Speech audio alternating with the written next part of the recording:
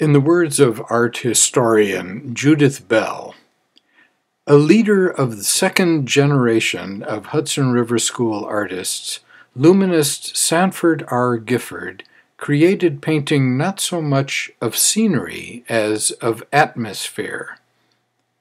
He even referred to himself as a painter of air.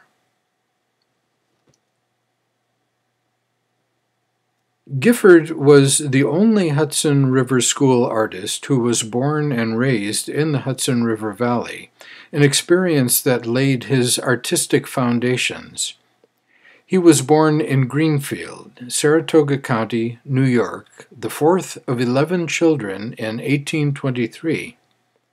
While still an infant, his family moved to Hudson, New York.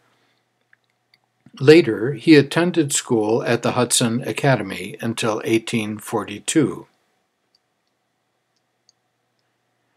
Gifford, who was also the only Hudson River School artist to attend college, studied religion and philosophy at Brown University. Quitting Brown after only 3 semesters, he moved to New York City in 1845 and studied figure drawing and perspective with the well-known instructor John Rubens Smith, and took the antique and life drawing classes at the National Academy of Design. At that time, he was planning to be a portrait artist.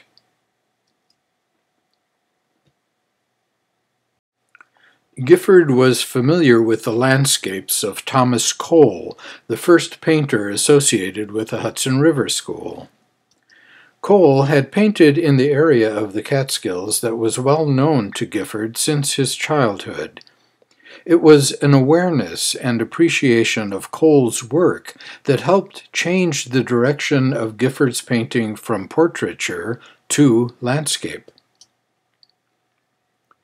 In 1847, Gifford saw the largest collection of Cole's work ever assembled in the memorial exhibition held at the American Art Union.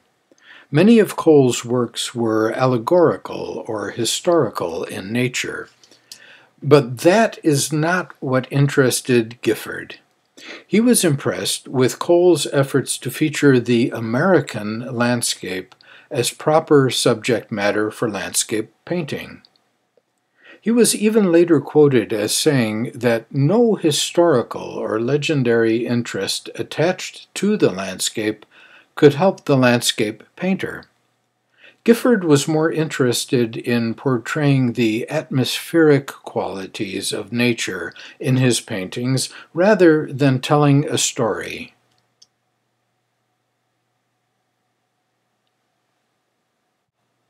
Another early influence on Gifford was the arrival in Hudson in 1844 of the painter Henry Airy. The family was well acquainted with Airy's work. Sanford's older brother Frederick commissioned portraits of himself and his wife from Airy and purchased one of the artist's landscapes depicting Mount Marino, a Hudson landmark. Gifford and Airy sketched together in the Catskills. This drawing showing Airy on a sketching trip is from one of Gifford's own sketchbooks. The fact that Airy was a recognized success and that Gifford's father was familiar with Airy's work helped give validity to the idea of painting as a profession and to convince his father to support him in his artistic pursuits. Asher B. Durand was the next major painter associated with the Hudson River School after Cole. He became the second president of the National Academy of Design in 1845.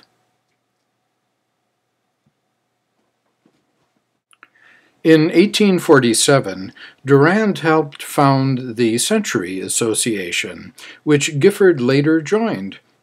It was established as a gentlemen's club to promote interest in the fine arts and literature, which was open to artists, literary men, scientists, physicians, and men of many other professions. Gifford was very familiar with and influenced by Durand's paintings.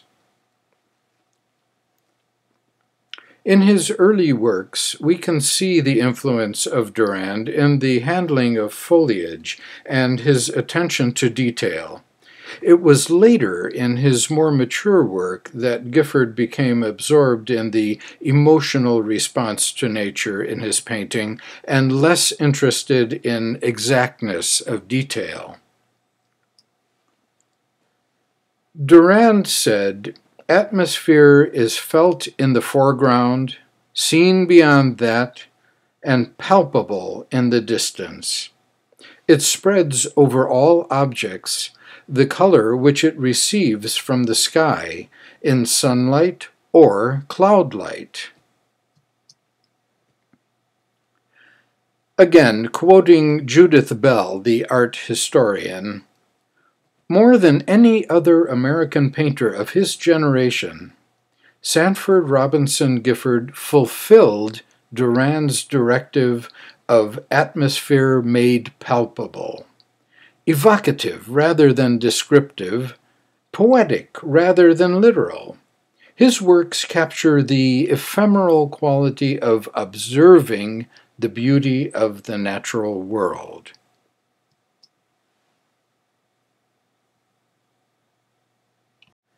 Gifford began as a portrait painter, but by 1846 he turned his attention to landscape. As he wrote many years later, "During the summer of 1846, I made several pedestrian tours in the Catskill Mountains and the Berkshire Hills, and made a good many sketches from nature. These studies, together with the great admiration I felt for the works of Cole, developed a strong interest in landscape art, and opened my eyes to a keener perception and more intelligent enjoyment of nature. Having once enjoyed the absolute freedom of the landscape artist's life, I was unable to return to portrait painting. From this time, my direction in art was determined." This drawing is from his earliest surviving sketchbook of landscape studies from 1847-48. Drawn with quite delicate detail and as a rather complete composition, it's the basis for Gifford's earliest known exhibited painting, titled Solitude, of 1848. In this painting, Solitude, the influence of Thomas Cole is shown, among other things, in the low viewpoint of the composition and the foreground lake, which is quite reminiscent of Cole's Lake with Dead Trees of 1825. Look at the similarity of this painting to Cole's earlier work.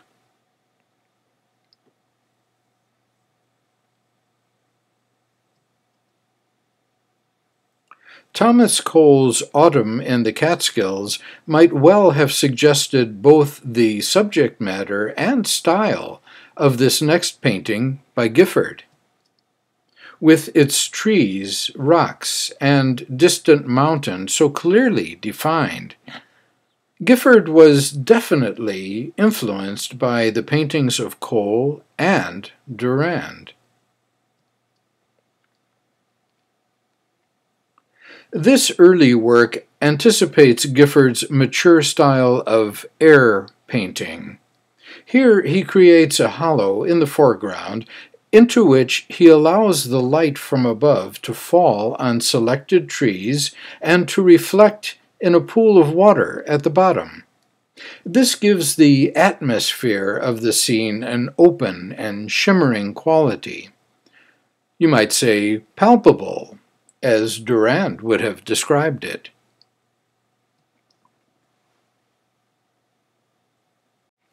As early as 1847, some of Gifford's first works were exhibited by the American Art Union.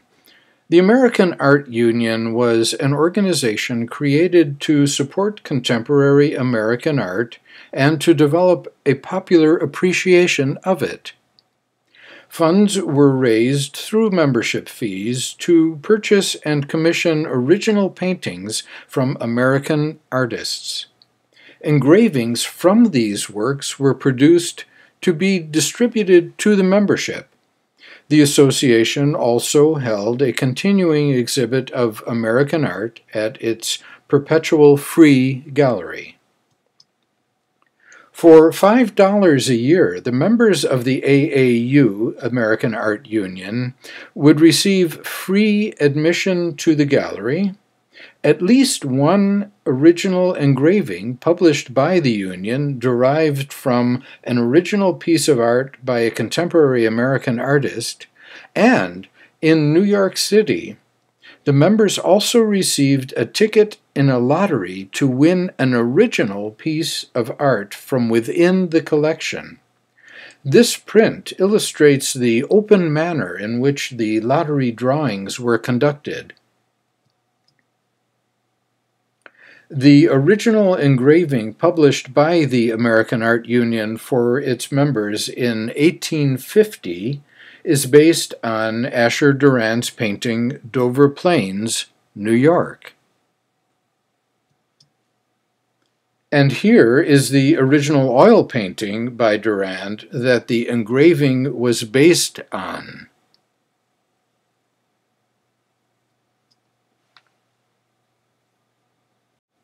The National Academy of Design was founded in 1825 by such leading artists as Samuel F. B. Morse, Asher B. Durand, and Thomas Cole to promote the fine arts in America through instruction and exhibition.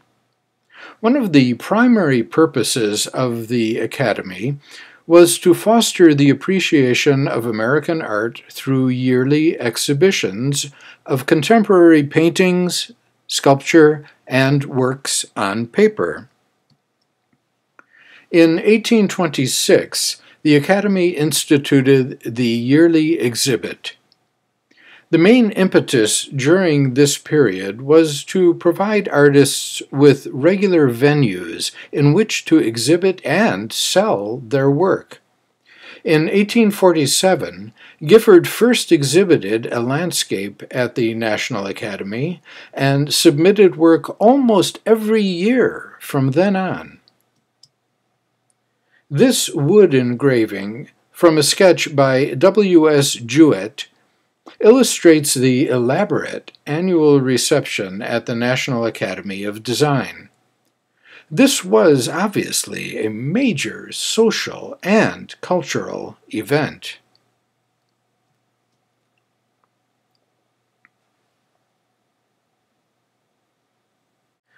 We're looking at a photographic portrait of Gifford as he appeared at 32 years of age in 1855.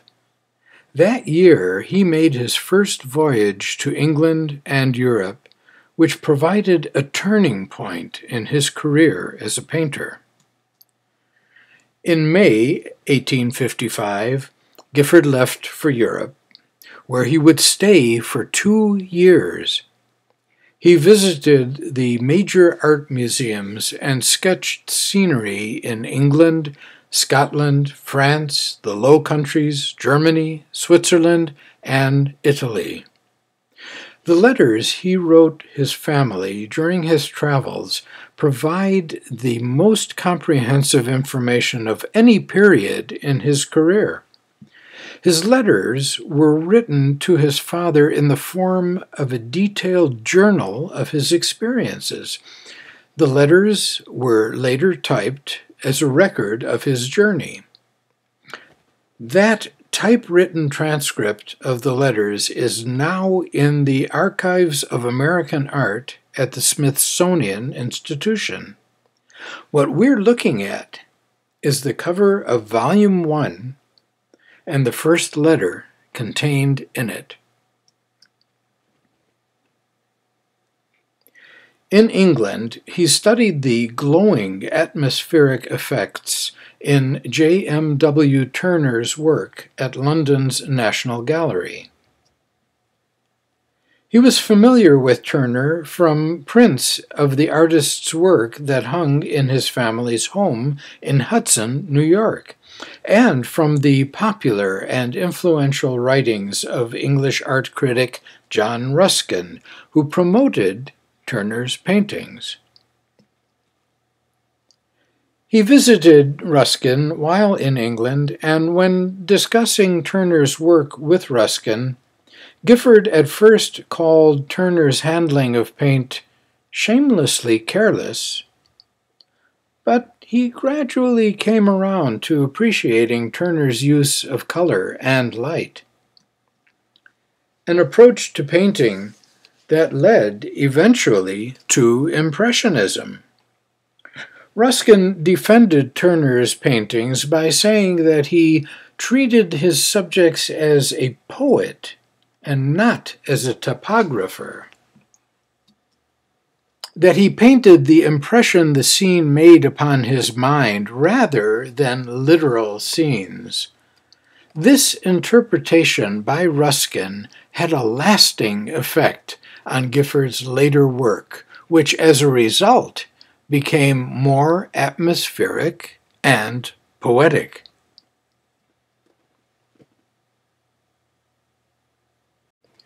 This painting was done for a commission given to Gifford before leaving for Europe. He first did a sketch in pencil from which this small oil painting was done. It measures only 7 by 10 inches. In later versions, several of the foreground details were removed or modified.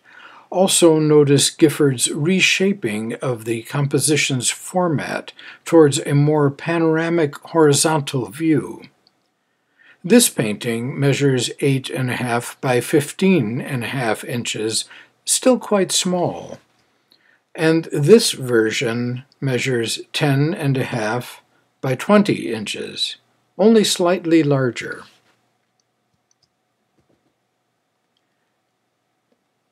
Gifford went to Europe to study the masters and to see works by artists that Ruskin promoted in his writings, such as the series of essays called Modern Painters.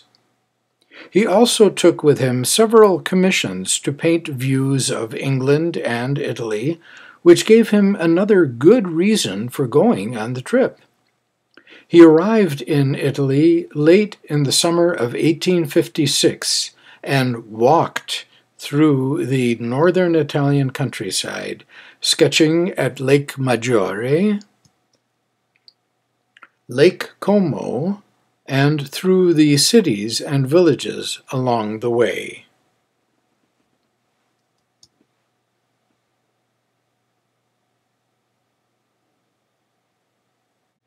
In the autumn of 1856, Gifford rented a studio in Rome where he painted his largest and one of his most famous works, Lake Nemi. The important influence of Turner's painting can be seen here in the diffused light and richness of color. He exhibited Lake Nemi at the National Academy in New York in 1858. As a result of that exhibition, his reputation as an important American landscape painter was established. Quoting from the catalog of Hudson River School Visions, the 2003 retrospective of Gifford's painting at the National Gallery in Washington, D.C., Lake Nemi was the first major painting by Gifford to incorporate what became nearly a trademark of his art: the setting sun as a radiant focal point, its light a tonal unifier of his compositions. Gifford made 2 pencil sketches of the view and at least 2 small preparatory oil studies for the larger painting. This is one of the oil sketches. and this is another.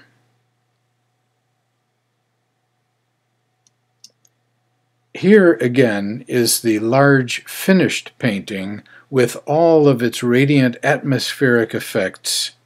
Turner's influence is very much in evidence. This was a major undertaking for Gifford and remained his largest painting ever, measuring 39.5 by 60.5 inches.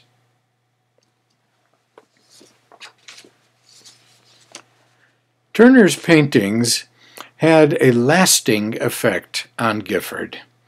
Here are some revealing comparisons of paintings by Turner and Gifford.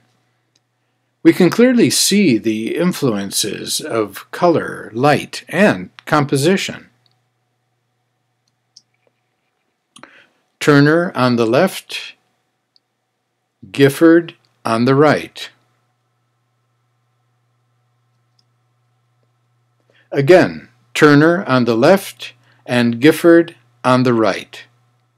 The similarities are truly striking.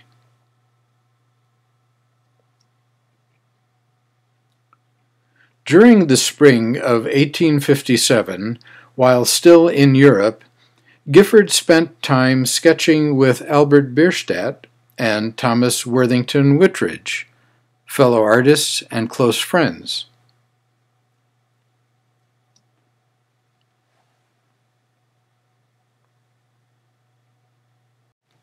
When Gifford returned to New York from Europe in the fall of 1857, he rented studio number 19 in the newly completed 10th Street Studio Building, a landmark associated with 19th century American painting and painters. It was designed by the architect Richard Morris Hunt, who was also the designer of the pedestal for the Statue of Liberty and the facade of the Metropolitan Museum of Art in New York, as well as many other famous and important structures. Other artists with studios in the same building included Albert Bierstadt, Frederick Edwin Church, John Frederick Kensett, William Hart, Jarvis McEntee, and Thomas Worthington Whitridge. Gifford kept this same studio for 23 years until his death, painting in it during the fall, winter, and spring. In the summers, he traveled to various locations to do sketching for future painting projects.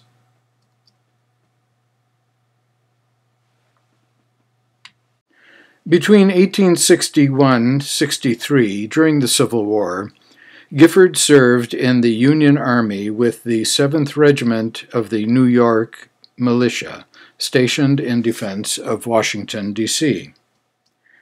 This portrait by Emanuel Leutze is from the same year that Gifford joined the 7th Regiment. Leutze is the artist who painted the famous Washington crossing the Delaware, which, by the way, Worthington Whitridge posed for as Washington. Gifford is seen here in his Union Army uniform. He continued to paint throughout the war, and his reputation grew rapidly with the production of landscape masterworks such as A Gorge in the Mountains and historic wartime scenes like Camp of the 7th Regiment near Frederick, Maryland. In spite of Gifford's continued painting successes while serving during the Civil War, he had to endure two major losses. His brother Charles, who had a history of emotional problems, committed suicide in 1861, and his brother Edward died in battle in 1863.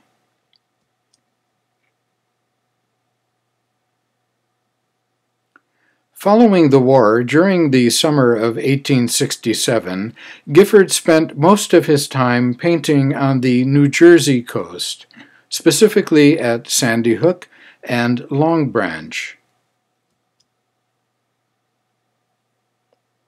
The mouth of the Shrewsbury River is from the same period.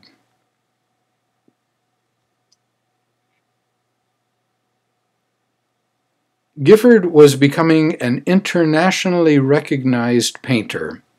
In 1867, this painting represented American art at the International Exposition in Paris.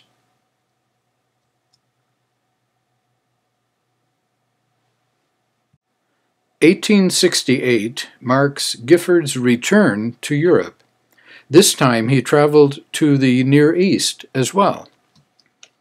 He visited London and Paris again with his close friend Jarvis Maccontee and Maccontee's wife Gertrude, then spent the summer in the Alps and Sicily before wintering in Rome. A portrait of Gifford in the year of his second European voyage, and a photo portrait from the same period.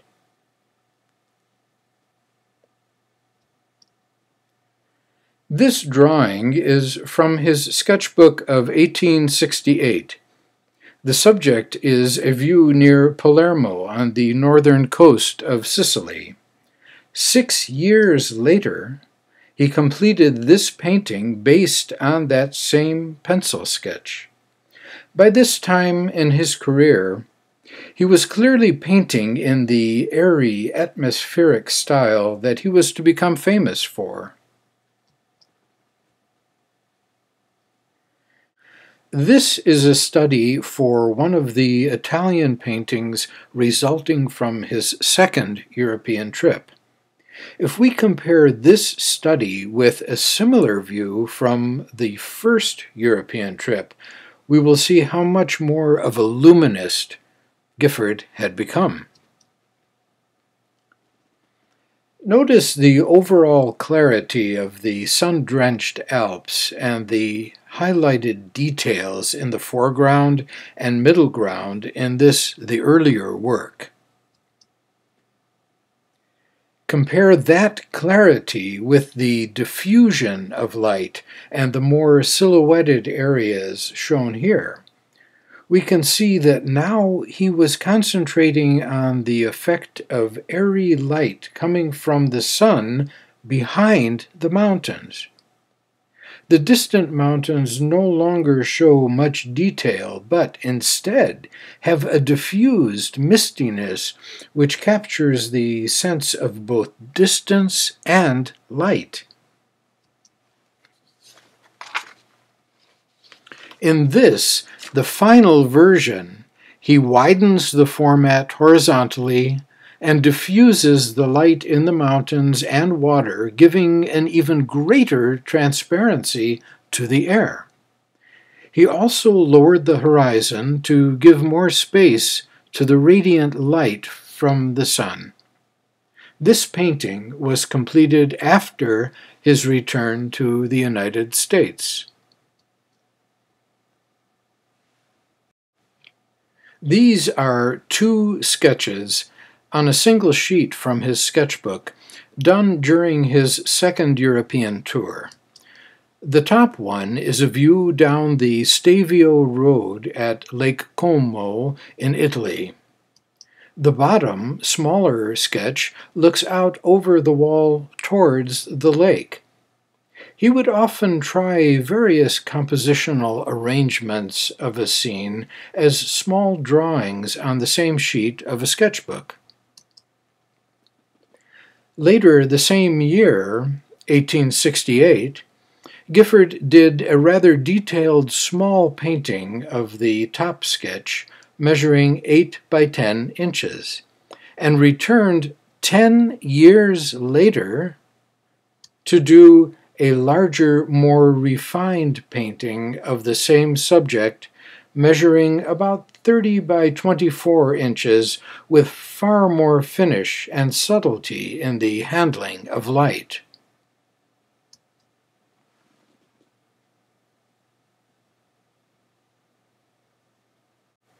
In January of 1869, Gifford took an excursion down the Nile in Egypt, visiting Alexandria and Cairo. It was a leisurely trip with many stops to sample local culture and food, and of course to visit ruins. Gifford's only complaint, beside the fact that no one else in the group was an artist, was that he was unable to get much work done. Most of his paintings from this trip are Nile River scenes. To quote Gifford, "During nearly 3 months I sailed magnificently on the Nile and whacked my donkey among the temples and tombs, and scarcely a line records it." Nevertheless, Gifford still managed to produce 7 of his finest oil sketches, many of which he later turned into larger paintings. One of these sketches is called A Sketch on the Nile. 3 years later, Gifford completed his larger version of the subject called simply On the Nile. The sketch and the finished painting that resulted are practically identical except in size.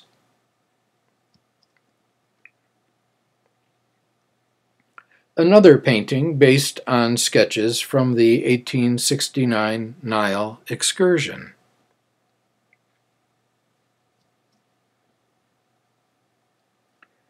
After the Nile boat trip, he traveled through the Middle East with a group of Americans, visiting Syria, Jerusalem, Samaria, Damascus, Turkey, and Greece.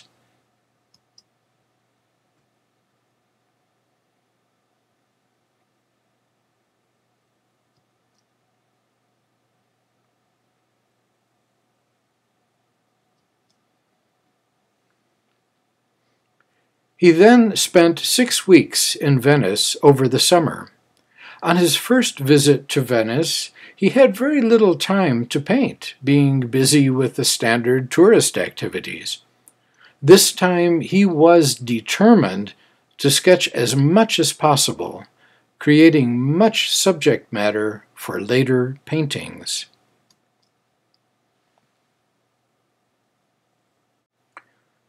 With its growing reputation as a tourist mecca, Venice became a frequent subject for him in the following years, as did Italian subjects in general.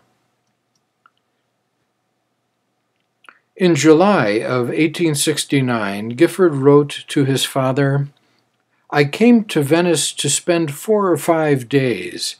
6 weeks have passed, and here I am yet, stranded in the lagoons.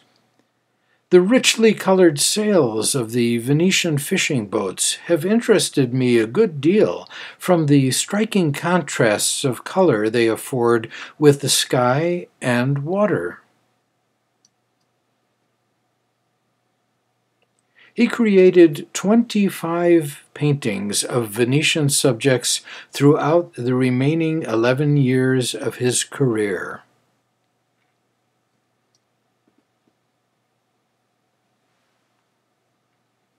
The Hayden Survey of 1870. In August of 1870, Gifford traveled west to the Rockies with his fellow artists and friends, Thomas Worthington Whitridge and John F. Kensett. They made the journey on the recently completed Transcontinental Railroad. In Denver, Gifford met Ferdinand Vanderveer Hayden, director of the United States Geological Survey. Hayden invited Gifford to come along with a survey party to Wyoming, which Hayden was just forming. Since Gifford had not been west before, he took advantage of the offer and left Whitridge and Kensett, joining Hayden's group as a guest. During the survey, Gifford mainly assisted the photographer William Henry Jackson, and as a result, they developed a close friendship. Later, Jackson was quoted as saying, "He was much interested in my photography from the very beginning of our journey and was my inseparable companion. I think his artistic discernment and advice was largely responsible for whatever there was of excellence in my own compositions." When Gifford left the survey, Jackson wrote in his diary that he was very sorry to lose Mr. G, and subsequent correspondence and planned visits to New York would indicate their continued friendship.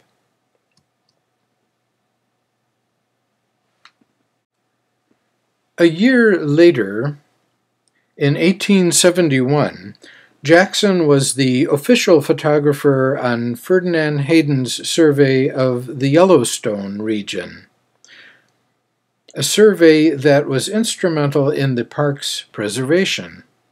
In 1872, Jackson's photos and the landscape paintings done by his friend, Thomas Moran, helped to persuade Congress to establish Yellowstone as the world's first national park.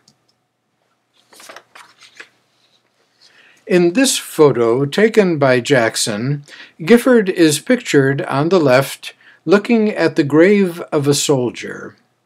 The view is near the Sweetwater River in Wyoming.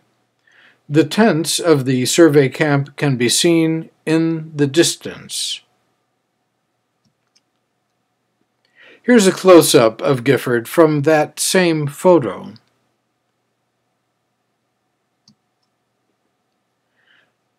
A photo taken by Jackson showing the plains of the Sweetwater River, the Oregon Trail, and the Seminole Mountains in the distance. Gifford is on the left in the foreground. Here's a detail of that photo showing Gifford on the left wearing his unmistakable hat. And here is a group photo of all the members of the survey, made while in camp at the junction of the North Platte and Sweetwater Rivers in Wyoming. Gifford is standing to the left, holding a cigar and wearing his distinctive hat.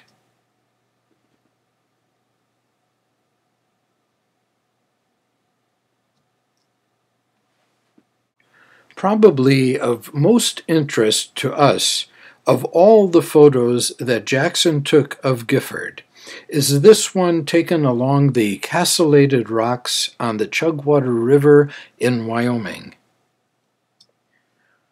What is so wonderful about this photo is that it shows Gifford as he worked in the field doing an oil sketch. This is the same painting that we see him creating in the photo. And here it is more clearly shown. Notice the figure of a man just to the left of the cap rock. Very likely Gifford just added him to give a sense of size and proportion to the landscape. He would often add one or two figures in the landscape for that very purpose.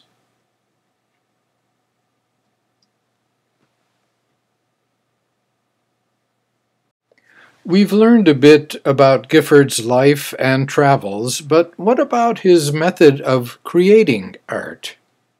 Gifford's manner of working was similar to other Hudson River School artists.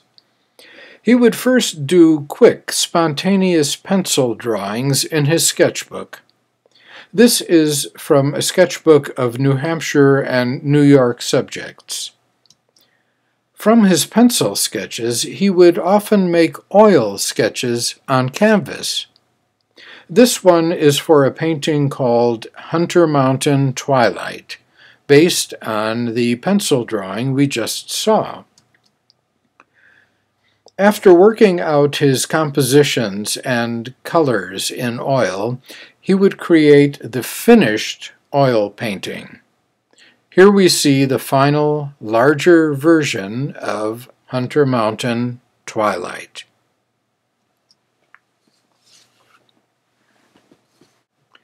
Every summer, he traveled throughout upstate New York and New England, where he walked and sketched, using a small sketchbook like this, which he always carried with him. He would return to his studio in New York in the winter to paint from his sketches. Gifford would often draw small rectangles on the page of a sketchbook, doing a series of miniature drawings to experiment with possible compositions of a particular view in nature. These sketches might measure only an inch or two across, but they contained enough information for him to plan a painting from at a later time. This is a page from Gifford's sketchbook from 1851 of northern New York subjects. The sketchbook is only 6 by 9 inches, which gives a sense of the miniature dimensions of the individual sketches. He would refer back to these small pencil drawings sometimes months or years later when planning a new painting. Sometimes the sketches would have hints of white along with the black pencil. On a neutral tone paper like this, it would give a greater range of values, which might be helpful in developing a painting from the sketch.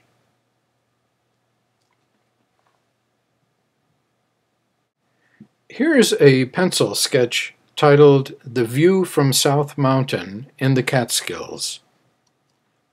Gifford did an oil sketch from that drawing in 1865. 8 years later, he reworked this idea as a small study, and that evolved into the larger painting which many of us know as the Athenaeum's own View from South Mountain in the Catskills of 1873, one of the most important paintings in our collection.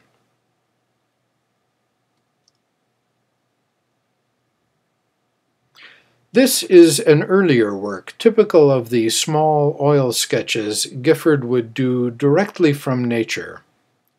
Rather loose in its handling, it still captures a wonderful feeling of light and composition. As with many of his direct oil studies from nature, it's quite small. Working again from a pencil sketch, this time of the Catskill Mountain House from 1861, he did this painting. Note that he's moved the tree further to the left and elongated the format of the painting for a wider view. This canvas shows a different approach from many of his mature paintings. Rather than the poetic, atmospheric light often seen in his studio paintings, this one seems to have been at least started on site out of doors. It shows a more naturalistic handling overall, with greater detail than many other paintings of this period. As in much of his earlier work, we can see a clear influence of Durand, as shown in this slightly earlier work by Durand called In the Woods. The overall arrangement of composition and the handling of light are very similar. Also, the use of a vertical format is somewhat unusual for Gifford, who generally preferred to use a horizontal canvas. Here's the Gifford painting again on the left. The influence of Durand is easy to see when comparing the two works side by side.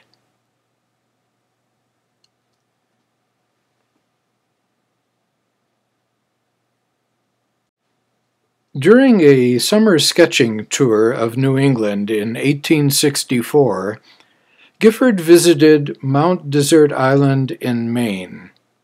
While there, he made sketches that resulted in this work titled The Artist Sketching at Mount Desert, Maine. The focus of the painting is on the painter at work in nature, surrounded by the tools of his trade. Several interesting things are shown in this detail of the painting. The artist's paint box is shown in detail with the canvas against the inside of the lid. This use of the paint box as an easel is also shown in the photograph taken in Wyoming by Jackson. Other items associated with the painter are the umbrella, which could be used for shade in an open sunny spot, and lastly, the folding stool, again like the one shown in the Jackson photo that we saw earlier.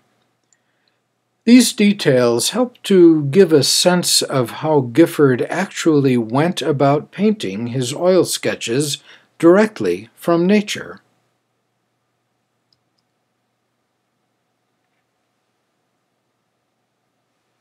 Like many other artists throughout his career, Gifford used thematic schemes in arranging his compositions. Here we see his repeated use of arching and vignetting trees.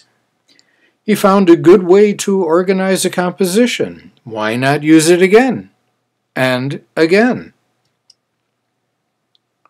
And here is a similar approach, this time involving sunset cloud patterns. If it worked well once, why not use it again? And to good effect. See how he brings the viewer's eye up into the radiant sky? Those wisps of cloud draw you right to the focus of the painting, that light-filled sky.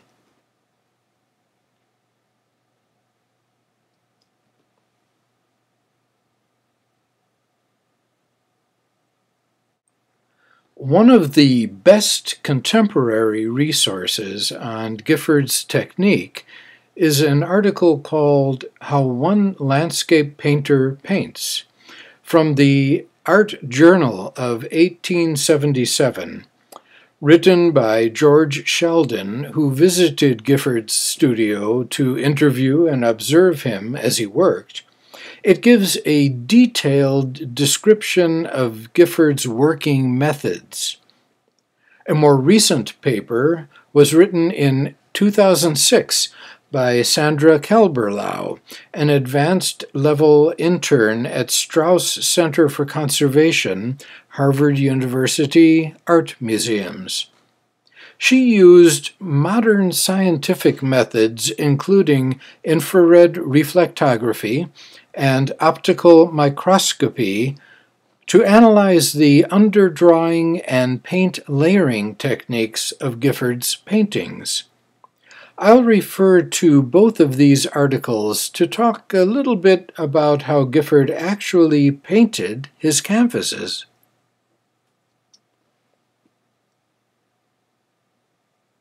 According to George Sheldon, the artist would carefully choose the correct day on which to begin. Quoting Sheldon, "For this day, Mr. Gifford wishes to be in the best possible physical condition. He is careful about his food. He is careful to husband his resources. When the day comes, he begins work just after sunrise and continues work until just before sunset. 10, 11, 12 consecutive hours, his brush moves rapidly, almost carelessly, while his pigments are wet and in movable condition. In her article, Kelberlau compares George Sheldon's description of Gifford's technique with her own scientific analysis of it. Sheldon said that Gifford would start by covering the prepared white canvas with a solution of turpentine and burnt sienna. The reason being that a surface of pure white causes the colors laid upon it to look at first more brilliant than when the canvas is entirely covered with colors. You deceive yourself when you paint upon a white background. End of quote. Kelberlau shows that in this picture, cross-sections taken from both the sky and the water reveal what looks like a thin, burnt sienna layer over the white ground. So the evidence shows Sheldon to be correct in his description of a burnt sienna underlayer. Gifford used the burnt sienna underpainting to balance the various tones as he started to work.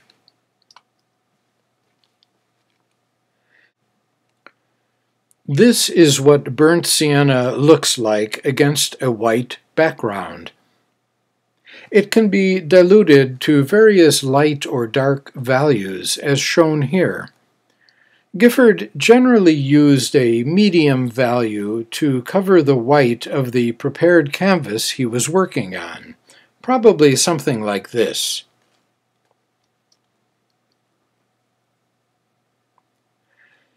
If we look more closely at this section of the painting, we can see several interesting things. The buildings on the distant horizon are just outlines in yellow-orange highlights over the sienna-colored underlayer. There is no sky color painted where the buildings occur. Gifford carefully planned the execution of the painting, knowing in advance that he would use this technique, that is, the general application of burnt sienna all over, and then just the highlighting to hint at the forms of the buildings. This detail shows another technique of brushwork. The sky above the buildings is gradually built up from darker to lighter by using a technique called scumbling. Scumbling is a painting term for covering with a thin coat of opaque or semi-opaque color. In other words, he builds up the texture of sky tones by applying more and more layering of the lighter color over the darker sienna undercoating. In addition, the burnt sienna buildings are painted over very slightly with a light transparent color to give the impression of distance, adding a kind of fog effect. Now let's look at the water. It's painted differently. As Sheldon's 1877 article inferred, Gifford would work for many hours continuously so that he could blend the colors into each other while they were still wet. The reflections of the buildings and their highlights were painted in a wet-in-wet technique, so that they would blend and create a more natural-looking water surface.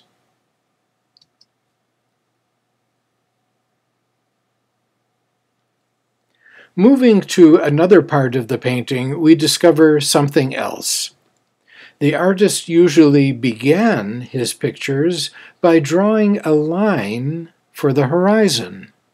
This was important because it was used to mark the placement of the sky, which later determined the overall tone of the painting. In this painting, Leander's Tower, this horizon line has even been left visible in places.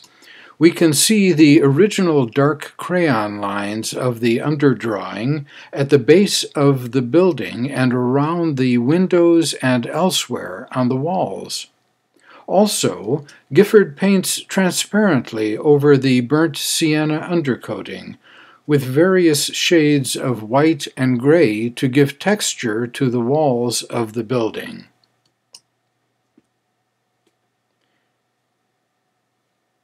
In this detail from the painting, we discover another aspect of Gifford's technique. He would do a detailed, complete drawing on the prepared canvas before painting. In this infrared photo, we can see the original horizon line in dark crayon, as well as the slightly changed position of the people and the boat. In most cases, Gifford didn't vary from his underdrawing very much once he started painting. He planned his compositions carefully and did not need to make many changes. In the early stages of a painting, he would use the underdrawing as a guide and gradually layer the paint over the drawing. Another example of Gifford's use of underpainting with burnt sienna is this work done in New York after the second European trip. As in Leander's Tower, he established the horizon line early on in the painting to separate the bottom third of the composition from the more sunlit upper two-thirds. If we look more closely at this detail of the painting, we can clearly see the original pencil line still showing through, marking the placement of the horizon. As we move upward, we notice the burnt sienna underpainting showing through the transparent gray brushwork. We're supposed to be seeing the mountain from a distance and through the light, so the vigorous, transparent, angular brush strokes give form and a misty kind of solidity to the various mounds and slopes of the mountain. We can see also remnants of the original pencil drawing here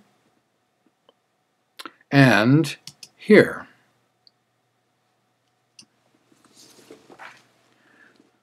Moving to this section of the painting, we see other similarities to Leander's Tower. The buildings and hillside are painted, leaving the sienna underpainting to show through. The bright highlights give shape to the building's outlines, while the hillside and much of the structures on it are only lightly painted over the sienna underpainting.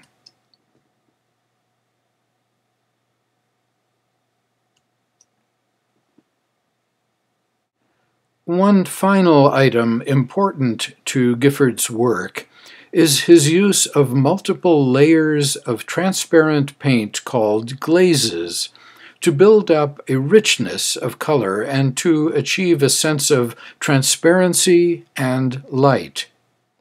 A cross-section taken from Leander's Tower shows that he glazed parts of the picture multiple times with thin pigmented oil layers.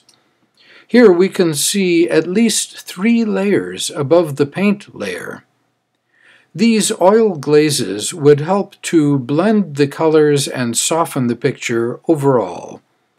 George Sheldon describes the effect this way. A veil is made between the canvas and the spectator's eye, a veil which corresponds to the natural veil of the atmosphere.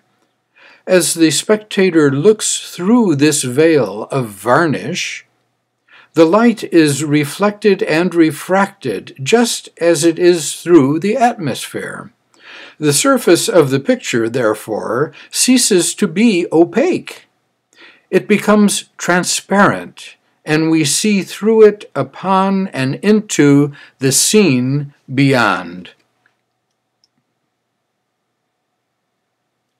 Along with his command of light and air, this painting and the one from Egypt show Gifford's growing tendency away from earlier Hudson River School influences.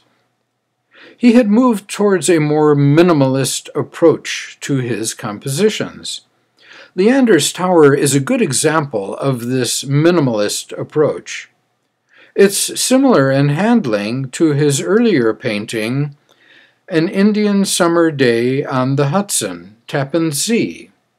In this composition, the focal interest is mainly on the right rather than on the left, but the feeling of openness and filmy, radiant light is very close in feeling to Leander's Tower of 8 years later. Gifford was heading away from the earlier generation of Hudson River painters, as represented by the overly dramatic and exaggerated compositions of Cole, and even of his own earlier works. Compare the later Gifford compositions above with the grandiose and overstated composition by Cole on the left below. Even Gifford's own earlier work on the right below is much closer in feeling to Cole's painting than to his later minimalist canvases shown above.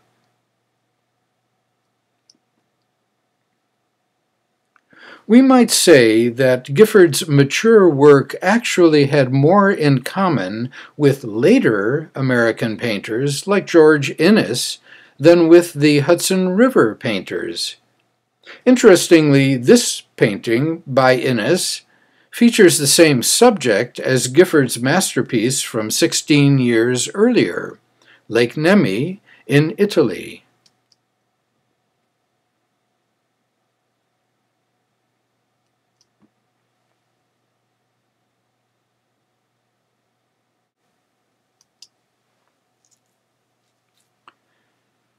Apart from his painting, Gifford was very involved in the New York art world.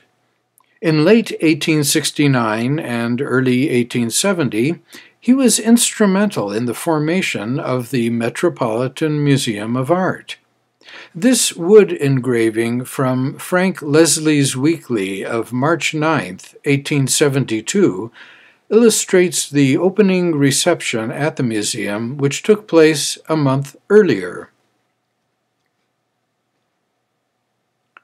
In the summer of 1874, Gifford went west again to California, Oregon, Vancouver, and southern Alaska. Although relatively little painting resulted from those western travels, we do have this and several other small works to document his experiences. Through the 1870s, Gifford's subjects were mostly of sites in Europe and of the Catskills, where he continued to walk almost every autumn with family members and artist companions. For the Centennial Exposition at Philadelphia in 1876, 13 of his paintings were selected, more than any other American artist. This is a stereoscopic photo of the American Department of Memorial Hall during the Exposition, where his paintings were displayed along with other American painters and sculptors.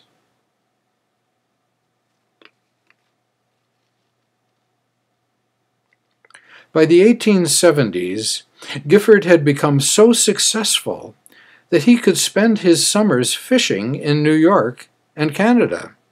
He was an avid outdoorsman. In the summer of 1879, he joined several friends at a campground owned by fellow artist Frederick Church on Lake Millinocket in Maine. This tiny atmospheric canvas, only 4.5 by 8.5 inches, is a result of that experience. Gifford visited Lake Superior in the summer of 1880, hoping to shake off a viral ailment, but instead returned to New York seriously ill.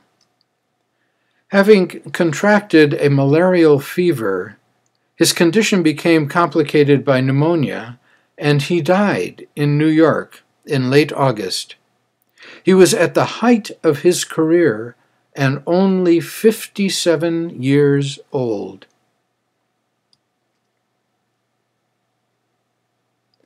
His funeral took place in Hudson, New York, the site of his childhood and beginnings as a painter of the Catskills. His close friends and fellow artists, Thomas Worthington Whitridge, Jarvis McEntee, and John F. Weir, acted as pallbearers. Frederick Edwin Church was also in attendance at the funeral.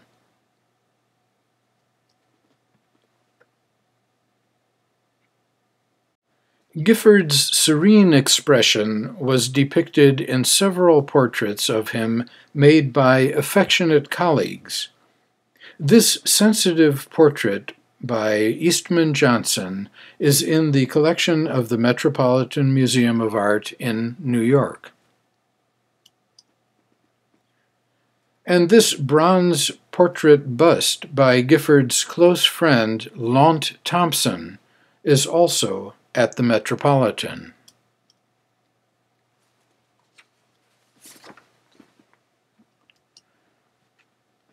The response to Gifford's passing was remarkable. A memorial meeting of the Century Association on the 19th of November, 1880, the year that Gifford died, was accompanied by an exhibition of 62 of his paintings. It was followed that winter by a retrospective exhibition of 160 paintings at the Metropolitan Museum of Art, which he had helped to establish. This was the first major retrospective of any painter presented at that institution. Gifford was not only a successful artist by any standard at the time of his death, but also highly respected by his fellow artists and the art community as a whole. The tributes culminated in a memorial catalog listing over 730 paintings by Gifford and published by the Metropolitan Museum of Art the same year, 1880.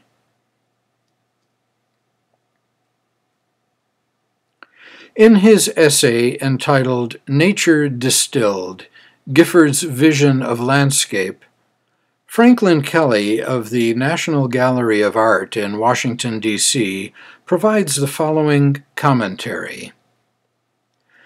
Gifford's paintings did not copy nature, were not mere statements of fact, and did not depend on connections to the historic and legendary. Instead, they were addressed to the emotions and the imagination. The act of viewing the picture became a self-contained one, removing the observer from everything but the actuality of the present. Gifford's paintings were not meant to evoke other places or other ideas, but to assert their own reality as works of art. The paintings were not windows to some other world or time, but rather an experience complete in itself.